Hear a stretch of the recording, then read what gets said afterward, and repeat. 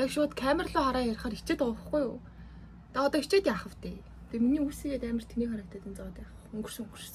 Ямар ч ирсэн би сая чолко тарьсан. Тэгээд сүүлийн үед Threads амар анхаарал татаад тэгээ Threads дээр байгаа сонин ачин сонирхолтой постуудыг та хэд уншиж өгье гэж бодоод тэгээ Threads орсон сууж байна. Хэдэн бичлэгнүүд хадгалсан. Одоо тэрийг ярьж өгье за. Жирэмсэн байх үеийнхаа тухай пост оруулсан нэг ихчээсэн байхгүй юу? Тэгч ч юм уу үгүй ч юм мэдгүй. Ямар ч гэсэн нэг хүн жирэмсэн байх үеийнхаа постыг оруулсан байсан. Тэрийг нь амар хөөрхөн санагтахаар нь хадгалаад авцсан. За энэ дээр ингэж байгаа. Жирэмсэн байсан үе. Гинэт шүн дунд гүзээлгэн зүүдлээ цэрлээ. Нулимс урсаад идэхгүй л болохгүй санагдаад ихэр татаад л өглөө. Нөхөр нойрмог хөл бариад л яав шүрмсэн татсан уу гэдгсэн чинь би ээрч муураад гүзээлгэнд гомдоод байна гэд уйлаад л байв. Нөхөр хөөрхи юу ч ойлгохгүй. Гүзээлцэг нь яасан? Юу юм гэдэл би бүр гүзээлцэг гэж хэлэх гэхээр нулимс асгараад ээрээд болдоггүй. Ягаад ч юм гүзээлцэг нь бодохоор л гомдоод байсан. Зүүдэнд орсонд нь ч юм уу. Яг тэр мөчтөө идэж чадахгүй дээ ч юм уу. Гомдоод исэн гэж байгаа байхгүй. Тэгээ нөхөр хөөрхи сандраад гүзээ яасан юм? Өвдөд байгаа юм уу? Хүүхдөө гэдэл би наан нь гүзээлцэгэнд гомдоод гэд уйлаад арай гэж өглөө болж нөхөр дэлгүүрээс компот авч өгч гүзээлцэгэнд гомдохоо байсан штэ. Йоо ихтэй яг ингэж жирэмсэн хүмүүсийн түүхийг уншаагууд яг ийм юмуд айгүй байдаг цаа. Өөрхөн. Тэгсэн чинь доор нэг комментэн дээр анхны жирэмслэл дээр хоньны толгой идмээр санагдаад идэж чадахгүй хэд хонсон юм. Нэг шөнө идэж байна гэж зүүдлөө. Сэрсэн чинь зүүд байхаар нь хинт чим амар гомдоод чангаар уйлав. Нөхөр ирээд яасан гэтэл хоньны толгой гэд ихэр татаж уйлж байснаа санчихлаа. Хэд хоног идмээр байна гэж хэлж байсан болохоор нөхөр мэдэж байсан. Тэгээд хар хорин зах орж толгой авч идээс дараа нүхтлээ бөөлжөөд дахиж толгой огт идээгүй. Бас бөөлжиж байхдаа хоньны толгой гэд уйлаад байж илээ. Гинт тэр санагдав. Хөрхи. За одоо энэ бас жоохон сонин түүх заяа. Найзуудын хооронд түүх. За хятад найзтай боллоо. Эхэндээ ч сайхан ямаа. Үргэлжил тус болно. Бит хоёр хамт гадуур хоол идэн дэлгүүр хийсэн. Мөнгөө ээлжлээд л гаргадаг байсан юм. Угаасаа тэгдэж штэ найзууд ингээд хоорондоо заримдаа ингээд мөнгөгүй идэ нэг юм мөнгөө гаргаал мөнгөтэй олчин гут нөгөөдхийгээд байгаа тэг явдсан штэ. Тэр тухай байхгүй юу? Тэгээд тэгсэн чинь мөнгөө ээлжлээд л гаргадаг байсан юм. Гэтэл нэг өдөр чи надад өртөө гэж байна. Юм өрвэ гэсэн чинь өөрийнхөө хийсэн тооцоо болгоныг он сар өдөртөө бичиж авсан байх юм. Вау. Одоо надад буцаагаад түл гинэ. Би ч дуугүй байсангүй. Миний гаргасан мөнгийг чи яах юм гэсэн чинь чи тэмдэглэсэн үү? Харъя гэсэн. Йоо. Би ч заа гэж бодоод нэгсэн мөнгийг нөгөө дахиж тооцоо нэгтгэхээ болсон. Дараа сарын цалингаасаа найздаа даашин завж өгнө гэд төлөвлөж байсан гээл бод. Гинэ. Ийм найз битээ байгаарэ. Тэгс чи доор нэг комент байгаа. Би бас нэг охинтой танилцаад, Монгол охинтой танилцаад тэгээд юм ярьж байгаад энд нэг гоё хоолтой газар байдаг гэж зааж өгсөн юм аа. Тэгсэн надаас дараа нь хуйлаа орох уу гэд асуухаар нь тгийл гэлээ. Дажгүй охин шиг санагтаад. Тэгээд дараа нь таарад нөгөө охин чинь хоол авч өгнө гэсэн яасан л гэж байна. Би ч дотроо ганц л уулцсан байж юу хуцаад гэж бодоод авч өгөөгүй. Дахиж таарад миний ажилдаг газар ирээд байгаа байхгүй юу? Тэгээд дахиж таарад хоол идэхүү гэхээр нь дагуулж орж ганцааранд нь хоол авч өгөөд салж санаа амарсан да. Мөнгөгүй болохоор хүссэн хувцаа өмсөж чадахгүй, дуртай хоолоо идэж чадахгүй, тухтай амьдарч чадахгүй, хүснээрээ аялж чадахгүй ийм хөгийн байхаас үнэхээр залхаж байна уу гэсэн Threads store Агема бүргэд ихч маань комент үлдээсэн байсан. Энэ надад амар таалагдсан байхгүй та эднийг уншиж үгүй. Үнэхээр боломжтой айлд төрөөгүй л бол 20-од наснд хүн тэр бүр мөнгөтэй байна гэж байхгүй. Мөнгө олох мэдлэг туршлага хураах нас шүү дээ. Бүх юм цагтай. 20-од наснда туршлагаа сайн хуримтлуулсан бол 30-аад наснд тэр туршлага чинь хөрөнгө болдог юм аа. Одоо энийг сонсчи. Сошиал медиад хэд их автаад өсвөр нас, залуу наснда өөрийгөө эдэр насны юм уу бэлтэй айлын хүүхдүүдтэй харьцуулаад гутраад байж болохгүй шүү. Ер нь бол ингээд сошиал медиа аягүй ядрагатай юм аа тэгэл. Энэ шиг чи юм гоё юм авч идэж чадсангүй, ингэж чадсангүй, ийшээ авч чадсангүй, букок явсангүй. Уг нь л тэр чинь тийм биш юм байлээ шүү дээ. Тийм. Зүгээр. Хэдүүлээ болно шүү дээ. За нэг сенсац явж байсан. Шангрила Молл дахь өргөө кино театр буусан тухай. Тэгээд өргөө кино театрын Шангрила Молл дахь IMAX дэлгэц хаагдаж байгаа нь зөвхөн түрээсийн маргаан эсвэл нэг салбарын бизнесийн шийдвэр биш юм аа. Энэ бол Улаанбаатарын кино үзэгчдийн соёл гарч буй томоохон гарц юм. Өргөө кино театрын мэдгдснээр Шангрила Молл түрээсийн анхны үнээс 4 дахин нэмсэн нь IMAX дэлгэцийг цаашд ажилуулах боломжгүй болгожээ. Ямар ч тохиолдолд үр дүн нь тодорхой. Монгол улс хамгийн хүртээмжтэй, төв байршилтай премиум кино үзүүрийн нэг экспириенсээ алдаж байна. Тэгээд Шангрила ер нь хаагдсан билээ. Хаагдсан билээ гэж одоо хаагдах ч юм уу яах ч би одоо энэ чинээс юугаа мэдхив тий. За энэ нэг амар сонирхолтой за. Энэ постны комментуудыг нь уншаад амар баясаадсан байхгүй юу? За нэг хичээл бичсэн юм шиг байна. Надад нүүрний үнэтэй тас энтер байдаггүй. Хүүхнүүчиг орой бүр нүүр мүрээ цэвэрлдэггүй. Айхтар нүүрэндээ хүрээд байдаггүй. Толиндож ховор хардаг. Онцгой тохиолдолд нүрээ буддаг. Санахаараа мист цацдаг. Миний хамгийн хэрэгэлдэг тас бол вазелин. Харин усан дэх ордог. Сардаа 2 удаа саун цуудаг. Тэгэл вазелинаа л түрхэндээ. Арсны асуудал заримдаа хит их янз бүрийн урттай гоо сайхны бүтээгдэхүүнээс болдог байх гэж бодсгоо. Гэсэн байсан чинь 198 коммент байгаа байхгүй юу? Тэгсэн чинь энэ бүр 2.1k лайктай нэг коммент байна. За юу солиороод байгаа юм бэ хичээ. Танаас pick me амар үнэртэж байна шүү. Хүмүүсээ би бусдаас өөр шүү. Намайг л сонгоорой. Ямар ч гоё хүүхэн байсан. Би тэднээс чинь дээр шүү. Ягаад гэвэл би вазелин хэрэгэлдэг. Намайг л сонго, намайг л хайрл. Final boss гэсэн коммент. Өглөө ажилдаа гарахаас өмнө дор хаяж 1 цагийн өмнө эрт босоод арьсаа арчилж чигшүүлж будаад үсээ янзалж ороогоод гой хувцаслаад өнөртөн цацаад гардаг бүсгүүчдэд дуртай. Өөрийгөө бас бусдыг ч хүндэлж байгаа хэрэг гэж боддог. Их хөдөлмөр штэ. Манайх шиг хуурай уур амьсгалтай жилийн 4 улиралтай оронд бол хөөхөн байна. Хөөхөн явна гэдэг үнхээр их арчаа гэж боддог доо. 1 цаг илүү унтах уу эсвэл 1 цагийн өмнө босоод гоё явах уу гэвэл би лав 2 дахь л үргэлж сонгоно. Зөв. Тэгэхэд л манайхан амар хөөхөн штэ. Жохон охтууд л pick me байдаг юм болов уу гэж бодсон чинь ийм насны pick me хүмүүс байдаг юм байна гинэ. За тэгсч доор нэгний энийг уншиж байгаа дүүнер байвал арьсаа уншлуулад заавал өөрийн арьсанд тохиромжтой зүйлсийг л хэрэглээрээ. Хаа хамаагүй юм бичдэг хүмүүсийг дуурайж арьсаа алж болохгүй шүү. За ер нь бол энэ үнэ. Тэгээ би бас арьсны амар их асуудалтай байснаас болоод ингээд дүүрэн сорвтой. Тэгэнгүүт гоо сайхны зөв бүтээгдэхүүнээ олж хэрэглэх ер нь бол хамгийн чухлаа. Тэгэнгүүт зарим хүмүүс яг ингээд арьс нь нэг их хүчин чармайлт шаарддаггүй төрлийн айгу гоё арьстай байдаг л та. Хэцүү арьстай байх чинь хэцүү. Айл болох хөргөж чаваас хамгийн мөнгө төгрөгөө үрээл хамгийн сайхан болгоныг нь авч хэрэгэлдэг л дээ. Тэгээд айгу хэцүү шттэ. Ойлгохгүй байна та эдрийг. Хүссэндээ үнэхээр дэчгүй арьстайсэн бол вазелиндаа л явмаар юм. Ямар ч сайхан ганц вазелин байхад болчихдог. За тэр яах вэ? Нэг ахын тритс байна. Немо дээр гардаг доорын шиг хүмүүс олон байна.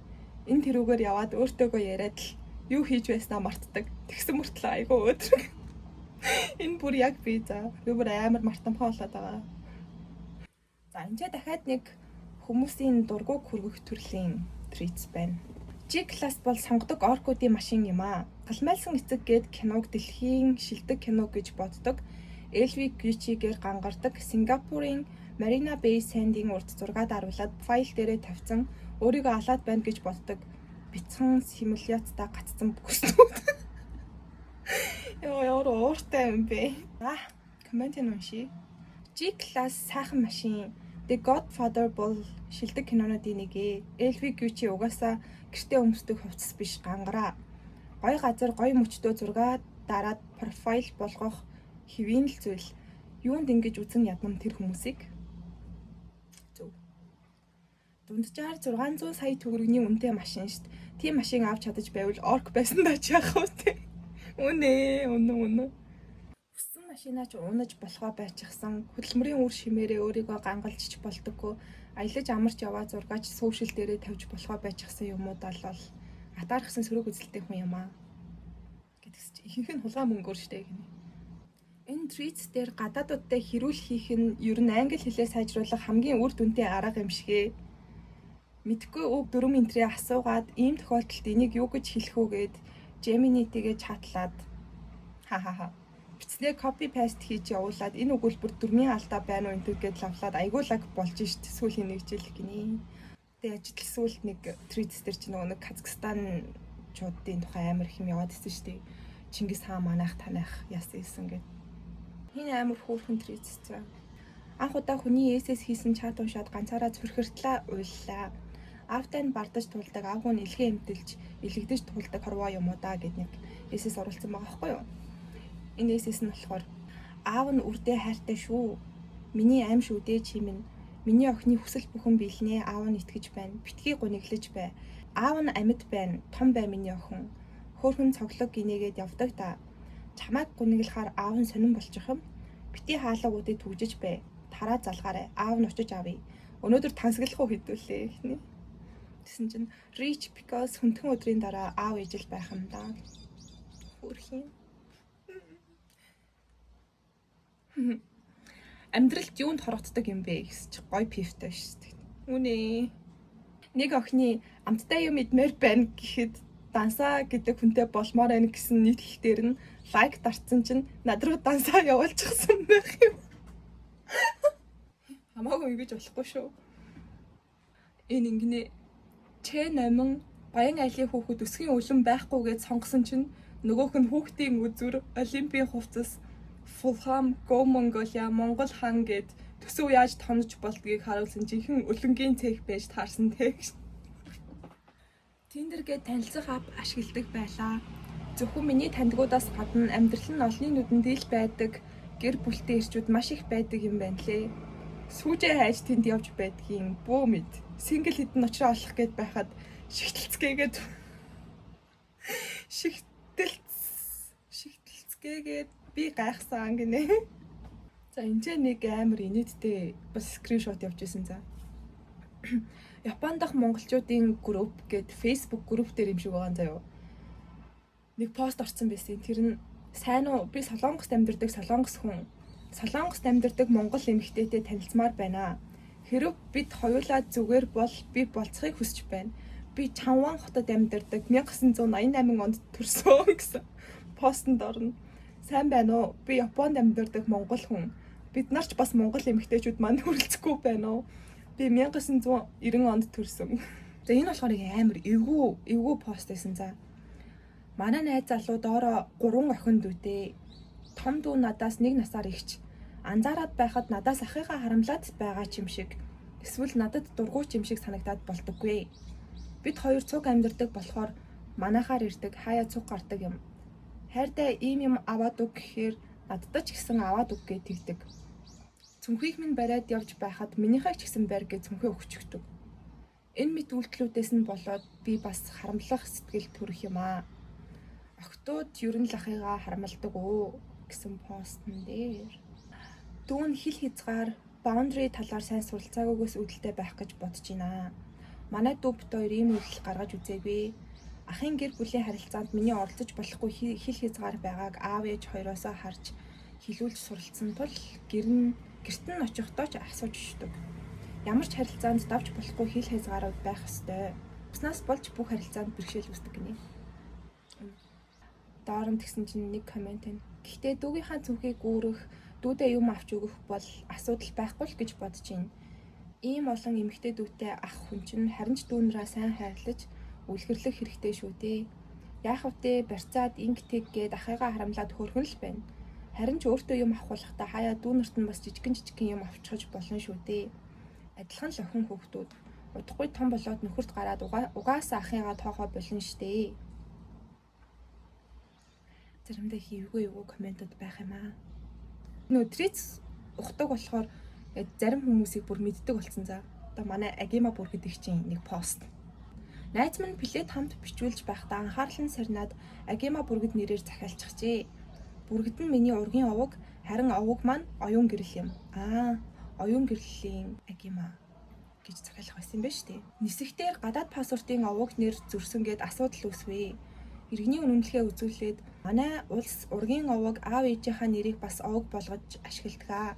Үйл ойлголцол үүсчихлээ гэхэд дээд тал нь 6 өсөг сольж болно гэд үлснийг нь гараараа бичээд алдааг залруулж онгоцон сулгаваа. Ямар ч хүнд суртал байсангүй намайг гэж баталгаажуулах баримт байсан тул 15 минутын дотор алдааг залруулад дараагийн нислэгийнхаа Эйрлэнд бас хилээд засуулаарай гэвээ. Бээжингээс хүннөө ирээр дамжиж ирэх байсан юм. Бүртгэлийн 2 хятад ажилтан бүсгүйчүүдэд хэлбэл Монгол менежертэй холбогдвоо. Учир байдлыг тайлбарлалтал билет худалдаж авсан зуучлагч компанид алж солиул эсвэл шинэ билет ав гэж хэлж байна. Интернетээр билетээ авсан компани руу имэйл бичсэн ч манайх нэр солиход 24 цаг болно.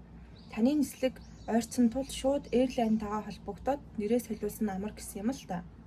Тэгээд ирэх биш монгол хүмүүс байна да гэд хятад ажилтнаас гууж дахиад залгуулад ярьсан юм байна. Харин бид алдаа гаргаад ургийн овгоо биччихжээ. Гэхдээ надад иргэний үнэмлэх маань байна. Солиод бичээд өгөөч. Солиход төлбөр гардаг бол төлье. Хятад хүмүүс асуудалгүй солиод нисээд Бээжинд ирсэн байна гэхэд ярианы өнгнөөсөө шууд л төрөмгийн хандлага мэдрэгдэв. Яхаараа анханасаа буруу овгоо биччихдэг юм. Тэр хаа хамаагүй гадаад пассворд дээр байхгүй ургийн овгоо яхаараа бичдэг юм. Нэг бол тэр зуучлагч компанитайгаа ярьж учраа бол эсвэл шинэ билет ав. Бид эндээс нэрийг чинь засч чадахгүй гэж дээрлэх өнгөөр хэлв. Кас дээр ажиллаж байсан 2 хятад охин санаан зовоод бүлтэлцээстэй. Тэгээд яасан бэ гэж үү? Хүний нүсэгт ганцаараа хаягдахгүй тулд 1740 янаар шинэ билет авч Улаанбаатарт ирсэн юм да.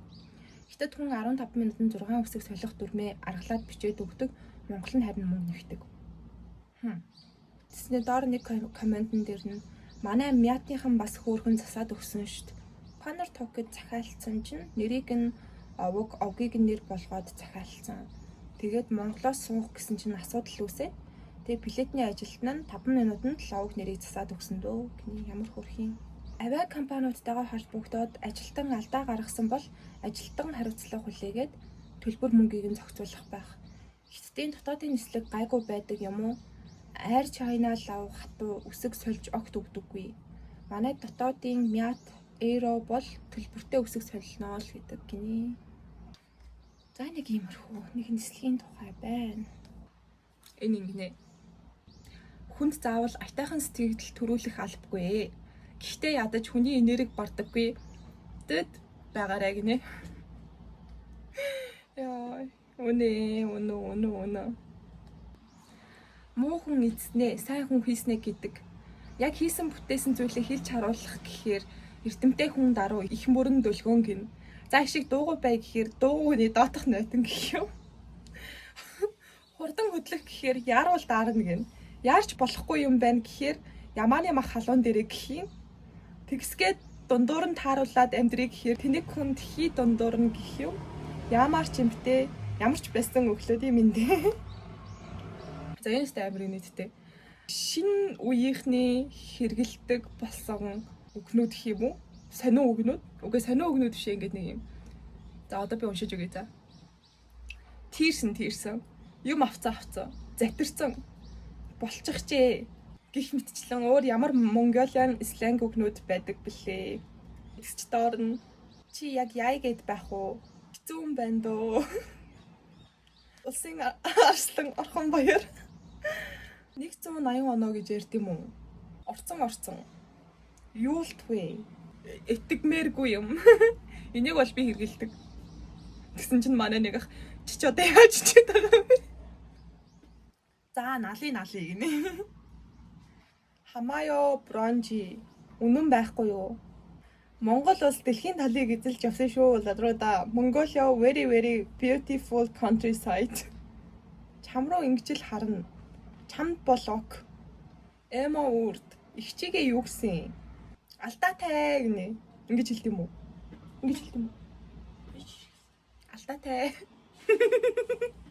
Одоос тэр алдаатай гэж ярих нь шүү. Оо. Майнкрафта нураа майндсетэд задал. Оо. Чи доор нэг затирсан гэж юу гэсэн үг вэ? Хөгшрөөд байгаа юм бах та би одоо гинэ. Нэрээ затирсан гэж юу гэсэн үг юм? Ядарсан, шамирсан гэсэн үг юм уу?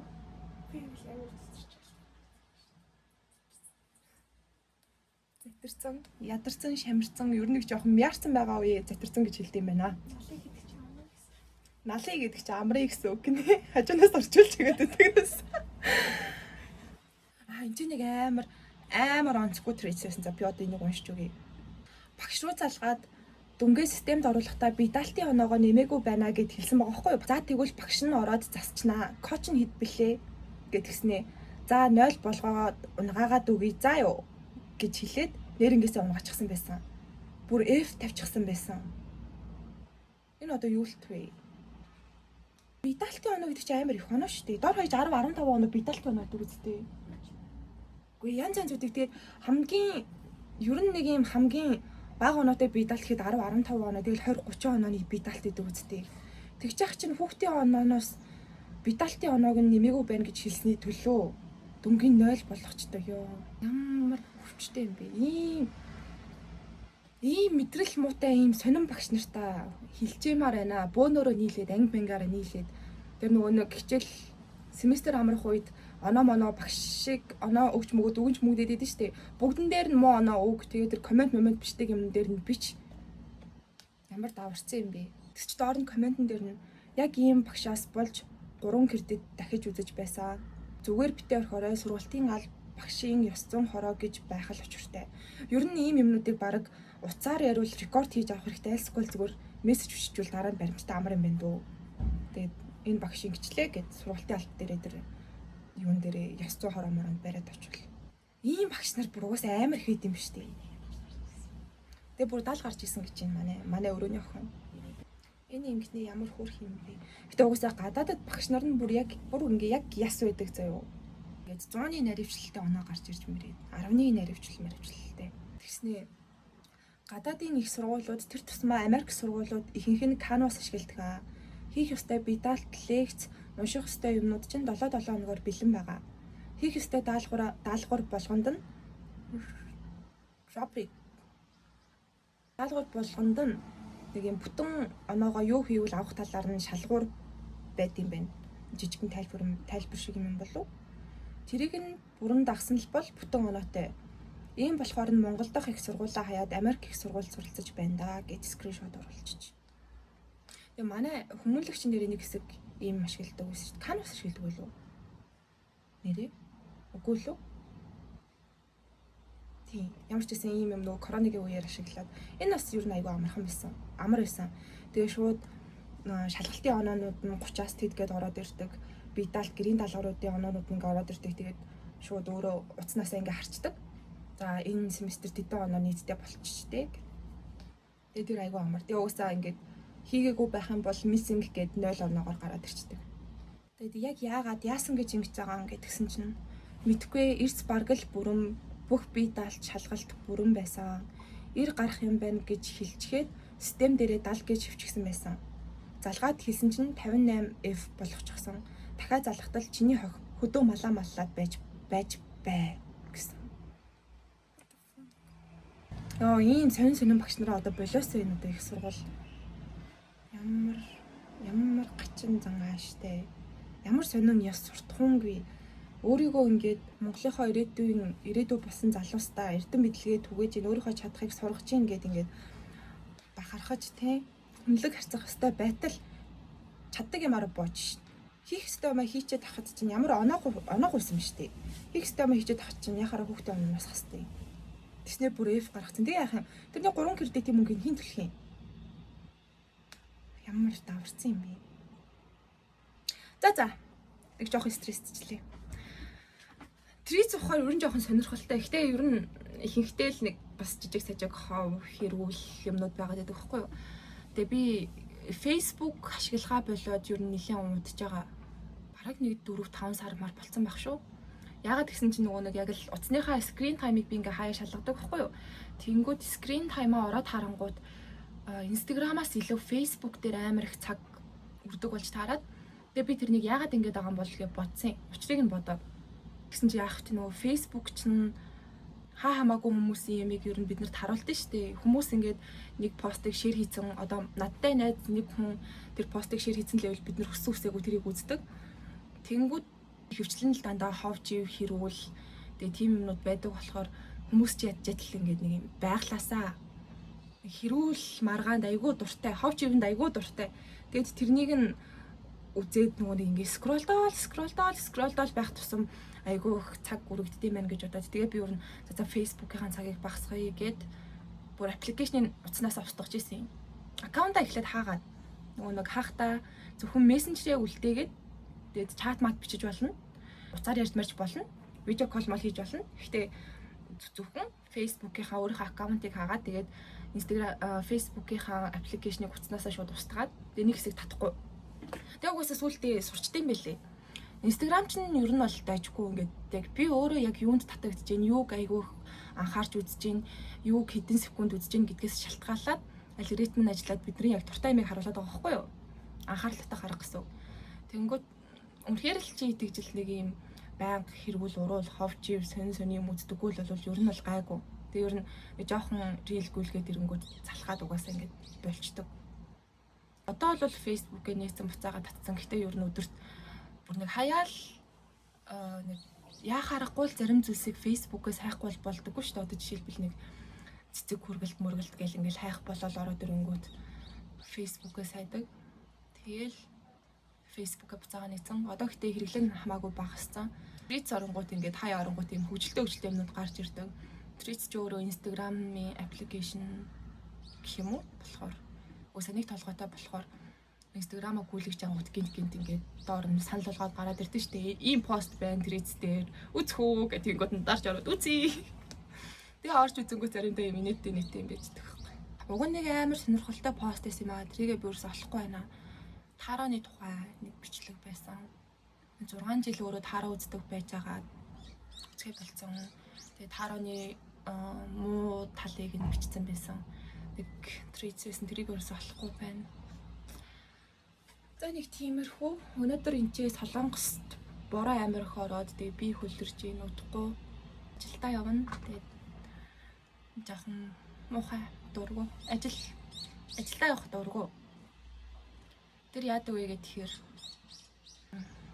амар муухай өнөрт болчтой ингээ би ми үс нөгөө нэг юм шигдаан цайны газар болохоор уусаал ингээл амар их хоолны үнэр тэгээд амар халуун хөлрөн зүгээр ингээд зогсоо зайгүй ингээд футболкын дотор ингээд хөлснүүд ингээд урсаад байгааг ингээд энэ минийг дагаад ингээд хөлс урсаад байгаа ингээд мэдэрдэг зайгүй гой юм дагаад урсч идэг. Тэгэл айгүй их би энэс хөлс ялгарч байгаа. Тэгээд тэр хөлстэй би энэ дэр чинь ирээд би тийм амар муухай үнэр шингэн. Тэгээд чинь цогсолтгүй 12 цаг хийн. Тэгэл хүмүүс би минээсээ хувцснаас ёо бүр ингэж үнэрлээл яг ингээд өөрөөсөө сэжгэлдэг. Анх удаа л ер нь тэгэж өөрийнхөө үнэрнээс амар муухай сэжгэлж үзсэн. Тэгээд тэр үнэрнээс нь болоод амар дургу. Тэгээд эхний өдрөө хийжээл гэртээ орж ирээл орон дээр ингээл хөвснээ буцаж босч чадаагүй заа. Хамаг би ингээд буларсан заяа. Тэгэл ер нь тэрнээс хойш нэг 3 хоног монхтой би юм булраа гараагүй шүү. Одоо бол гайгүй. Одоо бол буларч мулрах нь гайгүй. Тэгсэн чинь сүүлд нь ингээ харшилтай болцсон. Нөгөө ийм урт нөгөө нэг ягаан шармар бэлээд нь шүү дээ. Тийм бэлийн өмсдөг. Тэгээ дотор нь бас дахиад нэг ийм бэлийн өмсдөг. Тэгээ тэгсэн чинь нөгөө хөлрөөд байгаа шүү дээ. Ингээл хөлрөж байгаа бэлийнхаа дотор. Тэгээ тэрнээс нь болоод хөлрөөд тэгээд тэр хөлсөн эрзэний тэр материалтай нь холилдоод ирэнгүүт ингээд хашил үсэх тийм биш үгэлээ. Тэгээ манай найз хэлэхдээ угаасаа тэгдэж шүү эрзэний бэлнээс хашилт юм аа гэлсэн. Тэгээд одоо арай гайгүй болцсон. Жижигэн болцсон ингээд хөрөнгөт мэдрэгдээ. Тэгээ өнөөдрөөс дахиад харшлах байх таа гэж боддог. Угаасаа хийхгүй л боллоо. Ядаж нэг 7 хоногийнхоо нэг 4-5 хоногийнхоо амьдрах мөнгийг болохгүй. Тэгэд өчигдөр Монгол 5 нороод хоол идсэн найзтайгаа. Тэгээд бид хоёр хоол идэж ирчихэл нам унтсан. Монгол хоолоо идснээс болсон юм уу? Альсгүй бороо ороод цонхоо нэлтээ нөгөө агаар орж ирсэн юм уу яасан мэдэхгүй. Тэгээд айгуу дажгүй унтаад орой 9 гэж би унтаал өглөө 9 өнгөрж явахад болсон. Хөл бит 12 цаг шөнийн орой амар санавсан. Өчигдрийнхөө хоолноос бараагүй пакетлуулаад аваад ирсэн байсан. Бид хоёр тэрнийгээ идчихэд сайхан нүур амаа бодож авч байгаа. За ганц дүрс биччихье. Гэт дүрсээ бичээс сууж байна. Дараа нэг юм хөөрхөн гоё сайхан ус мүсээ ингээ гоё болгоцсон. Хийвэл их баг гэхдээ дэцэлгүйсэн ч гэсэн зүгээр дээ. Миний байгаа царай юм чинь. Гэтэл арай л гар мараа гаргалтгүй болчихжээ. Бүр ийм бор болцсон. Яагаад биендээ нарны цэс төрөхгүй байгаа болохоор болоод байгаа юм болов уу? Гэтэ яг энэ крем төрөхөд нүрээ будсан байгаа л та. Гэтэ арай чи ийм амар ялгаатай байгаагүй байхгүй юу? Тэс чинь одоо юу вэ? За нэг тиймэрхүү. Дараагийн бичлэгээр уулзъя. Бай бай.